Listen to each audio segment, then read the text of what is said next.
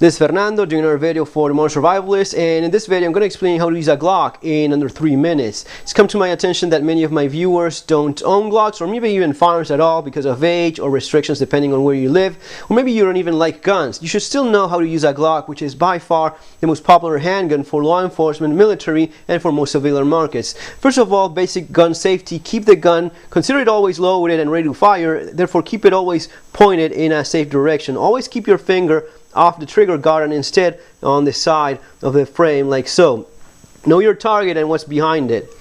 Your Glock has basically 3 controls. You have your magazine release, which is this button here, which releases the magazine when you press it.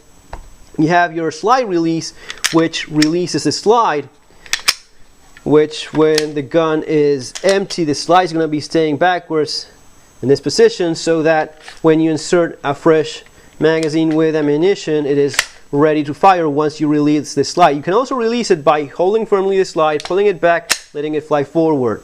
The gun is now ready to fire. And finally, you have your trigger, which is the one that you use to discharge your firearm. The Glock is not a double action gun. The trigger has to be reset when you pull back the slide, and with pressure it finishes the movement and fires the gun. Now, if you're wondering about this lever here, this is for disassembling the gun. You pull the slide back about 3-4 millimeters, pull down the lever, and you disassemble your Glock.